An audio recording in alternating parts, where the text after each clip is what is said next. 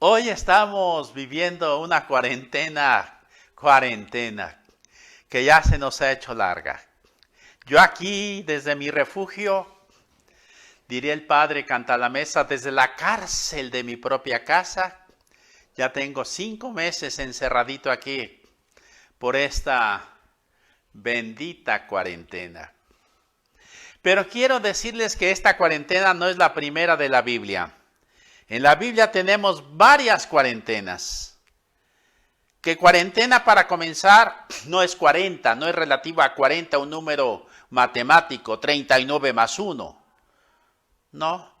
Cuarentena es todo un ciclo completo, como un círculo que se cierra, cuando se cumple un plan integralmente. Eso es una cuarentena. Y en la Biblia tenemos la cuarentena de Noé primero, en el diluvio universal, cuando Dios quiere volver a comenzar todo. Este es el objetivo de la cuarentena de Noé. No es un castigo, es para volver a comenzar de nuevo.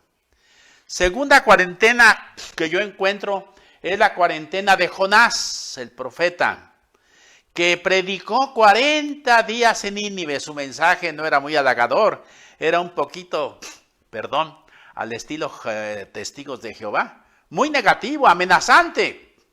Pero el resultado de la cuarentena no fue ese, sino que Dios hizo misericordia con todo el pueblo de Nínive, la capital de los asirios. Y salvó no solo al pueblo, también salvó a los niños que no sabían distinguir su mano derecha de la izquierda, y hasta la naturaleza. Involucró la salvación y la misericordia de Dios a la naturaleza, a los niños, a los habitantes, a la ciudad, a los edificios, a toda la estructura de Nínive. Tercero, tenemos la cuarentena de Moisés, que sube al monte y está allí 40 días en la nube, postrado ante la presencia de Dios, y va a volver luminoso, para iluminar a su pueblo. Este es el objetivo de la cuarentena, y que lo sea como un espejo para la nuestra. No es para volver con 7 kilos más, es para volver luminosos, para iluminar a los demás, porque hemos estado postrados ante la presencia de aquel que es 3 veces santo, que es rico en amor y en misericordia.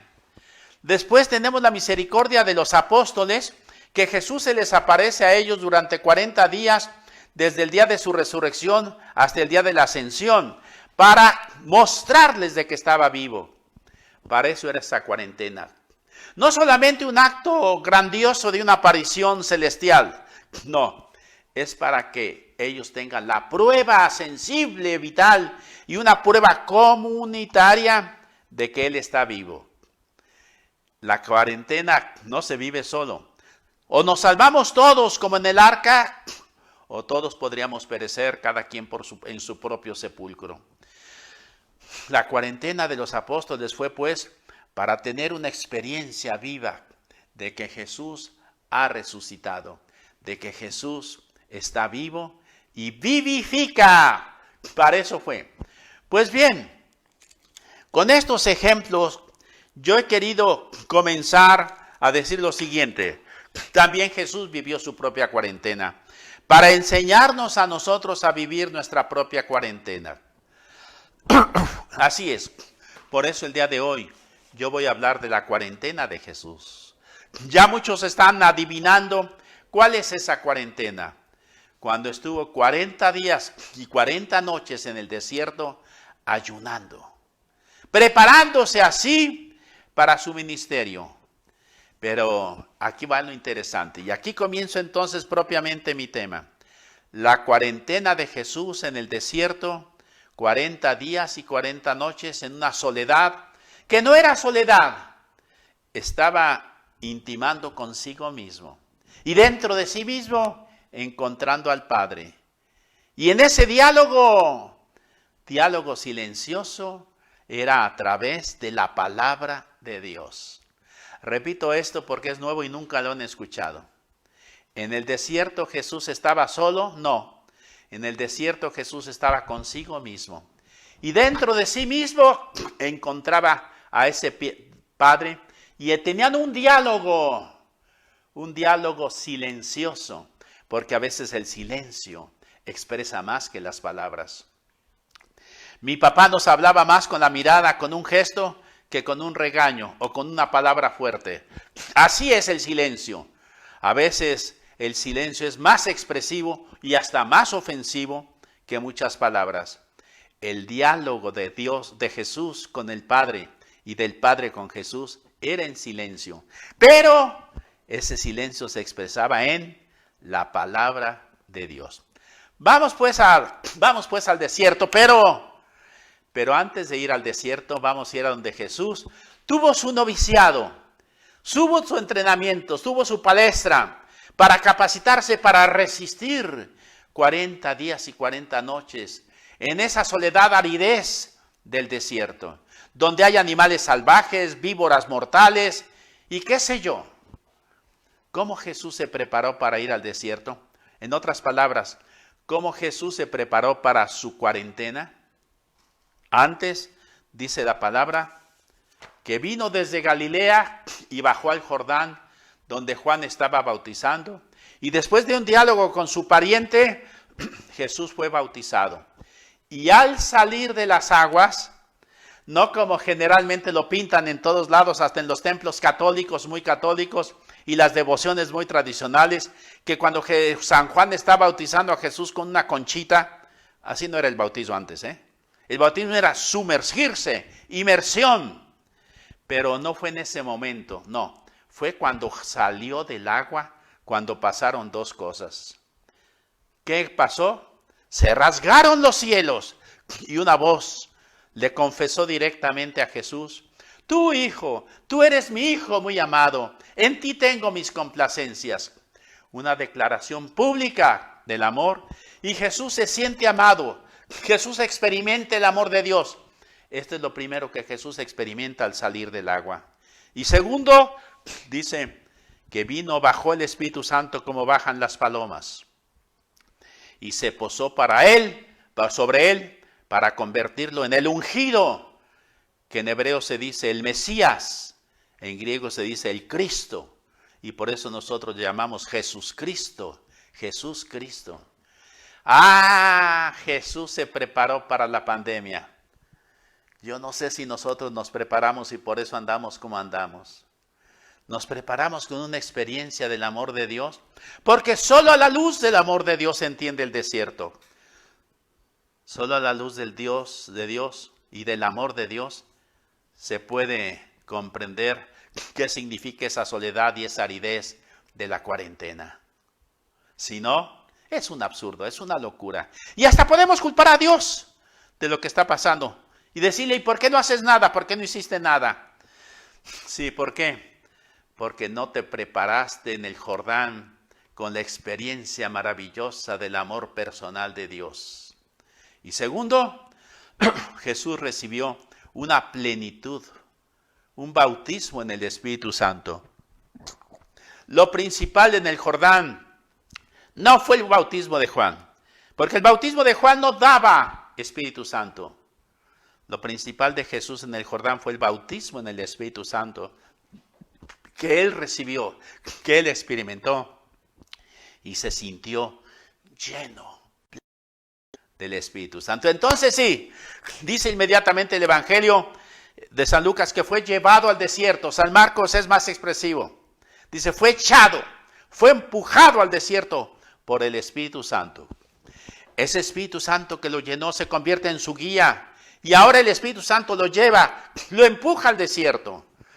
Es necesario que Jesús pase por el desierto para poder cumplir la misión que Dios le ha encomendado. En otras palabras, es necesario que Jesús viva su cuarentena. Y cuando digo la palabra es necesario, estoy usando una fórmula bíblica. Dios así lo quiere. Es plan de Dios. El desierto es plan de Dios. La cuarentena de Jesús no fue un incidente que cayó de sorpresa. Bueno, de sorpresa tal vez, sí, como el diluvio cayó de sorpresa. Pero no fue algo intempestivo. Estaba dentro de un plan universal de salvación, donde Jesús tenía que ir al desierto. ¿Para qué? para capacitarse para la misión que Dios le había confiado. ¿Qué pasaron en esos 40 días? Lo único que sabemos es que Jesús ayunaba. Jesús ayunó. ¿Qué otra cosa hacía Jesús? No había un micrófono escondido, no había cámara escondida para que nos relataran qué fue lo que pasó. No lo sabemos. Pero yo sí sé qué pasó. ¿Saben por qué? Por los frutos. Por lo que sucedió después, yo me doy cuenta de lo que sucedió antes. Por las ramas y por los frutos, me doy cuenta de la raíz. ¿Por qué? Porque al terminar Jesús esos 40 días, fue tentado por el diablo. ¿Y cómo venció Jesús al diablo? Que es nombrado de 3 formas en los relatos bíblicos: el diablo, Satanás y el tentador. ¿Qué es lo mismo? Son 3 sinónimos para decir lo mismo. Solamente me detengo en uno de ellos, el diablo. Dia, que es una palabra de origen griega. Dia, que es dividir entre 2. De ahí viene diámetro. Bolo, o el verbo balo, que es el verbo arrojar o separar. El balón, de ahí viene la palabra balón, el que va de un lado para el otro, el que no está siempre en el mismo campo, está de un lado para otro. Eso es un balón. El diablo, ¿quién es? El que divide. Ay, ¿cuántos diablos tenemos en este mundo? Gente que divide a la sociedad, gente que divide a los pobres de los ricos, para que los ricos sean más ricos y los pobres cada vez. Eso es diablo. Todo lo que sea dividir familias, que expulsan a los padres de la frontera de arriba a México y los hijos se quedan allá. Eso es obra del diablo, perdón, señores políticos de allá del reino del norte. El diablo es aquel que divide, el que divide la iglesia, el que divide tu persona, el que divide tus pensamientos, tus criterios y tus valores de tu vida y de tu conducta. Eso es el diablo. ¿Cuántos diablos tenemos? ¿O cuántos secuaces del diablo? ¿O dónde, cómo se ha expandido la pandilla de diablos en este mundo, verdad? Bueno, pues ese diablo se le acercó a Jesús diciendo: es de las mías, anda medio débil, anda medio frágil, porque aquel que tiene una fragilidad física también tiene una fragilidad mental. Es así. Y Jesús llevaba 40 días sin comer, sin alimentarse, sin fortalecerse. Por tanto, su cuerpo estaba frágil, sin duda que sí. Pero el diablo supone que el alma de Jesús está débil, que la mente de Jesús, que la voluntad de Jesús está deteriorada. Y dice: voy a aprovecharme de la situación. Y se acerca y lo va a tentar. ¿Cómo Jesús va a vencer a este enemigo mortal? Perdón por la comparación. ¿Cómo Jesús va a vencer este virus que se llama Satanás? Con la palabra de Dios. Jesús va a usar las Sagradas Escrituras, sobre todo el libro del Deuteronomio y los Salmos, para vencer a Satanás, para vencer al diablo. ¿Qué quiero decir con esto? Que si Jesús vence al diablo al final de la cuarentena del desierto con la palabra de Dios, es que se alimentó 40 días y 40 noches con la palabra de Dios, con el plan de salvación, con el mensaje de Dios a su corazón. Jesús no quiero subrayar, ni quiero poner los reflectores en que ayunó lo que no comió. Quiero poner los reflectores y el acento en que lo que sí comió, como el profeta Ezequiel, que se come el libro para después llegar a ser profeta. Jesús se alimenta de la palabra de Dios, del plan de salvación. Y por eso cuando el diablo lo ataca y quiere hacerlo caer y que se arrodille para adorarlo, o le promete con mentiras porque es un mentiroso. Tibidabo, dicen los catalanes, aquella vista que se tiene desde Barcelona, de lo alto de Barcelona, emulando cuando le dijo el diablo a Jesús: a ti te daré, mentiroso si no es tuyo. Ese es el diablo siempre, el que miente. Pero en fin, no me voy a detener en eso. Me estoy deteniendo en que Jesús responde con la palabra. ¿Por qué? Porque estaba lleno de la palabra. Porque se alimentó de la palabra en el desierto. Y de la abundancia del corazón habla la boca, dice el Evangelio. Ahora voy al revés. Si la boca de Jesús hablaba la palabra de Dios, ¿de qué estaba abundante su corazón? De la palabra de Dios. ¿De qué se alimentó? ¿De qué te alimentaste, Jesús, en el desierto? Porque tú dijiste que no solo de pan vive el hombre. ¿De qué te alimentaste, Jesús? Y él te dice, yo me alimenté de la palabra de Dios, donde está el plan universal de salvación. Esa fue la cuarentena de Jesús. Y si fue la cuarentena de Jesús, ¿no tendrá que ser también así algo parecido a la nuestra? Con una advertencia. Jesús dice en el Evangelio de San Juan, capítulo 14, versículo 6, si no ando equivoco, 16:4, dice, yo soy el camino. Y usa una palabra muy rica en hebreo, el derech de Dios. En griego, el hodos. Yo soy el camino. No dice yo soy un camino. No, yo soy el camino. Queriendo decir, nadie va al Padre si no está a través de mí. Y nadie ha venido del Padre a contarles lo que está en los secretos del corazón del Padre. Solo el Hijo, el que estaba junto a Él, es Él quien se los ha revelado. Porque yo soy el único, subrayo esta palabra 3 veces, no 2, 3. Soy el único mediador entre Dios y los hombres. Y nadie puede ir al Padre. Y todo el que va al Padre tuvo que pasar a través de mí. Aún los que no crean en mí, misteriosamente, por un plan especialísimo de Dios, tuvieron que ser por la mediación del único mediador que se llama Jesucristo. Conclusión, Jesús es el camino. Si es el camino y Él recorrió este itinerario, nos está enseñando que también nosotros hemos de pasar por Él. ¿Cómo? La cuarentena de Jesús fue para alimentarse de la palabra de Dios. Que su corazón se llenara para que después de su boca hablara lo que estaba lleno su corazón. El plan de salvación que hoy nosotros lo tenemos resumido, condensado en este libro santo que son las Sagradas Escrituras. Ya aterrizo. ¿De qué te ha servido esta cuarentena? ¿La has aprovechado como Jesús?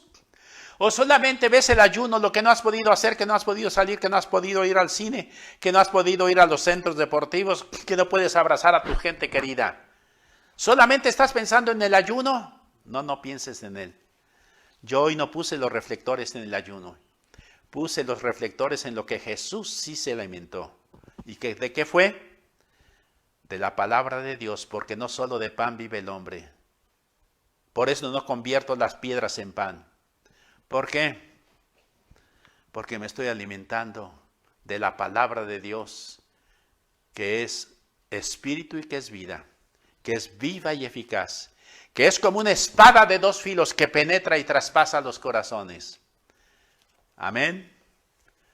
Resumiendo y concluyendo, que esta pandemia sea, y si no, aprovecha el tiempo porque no sabemos todavía cuánto va a durar.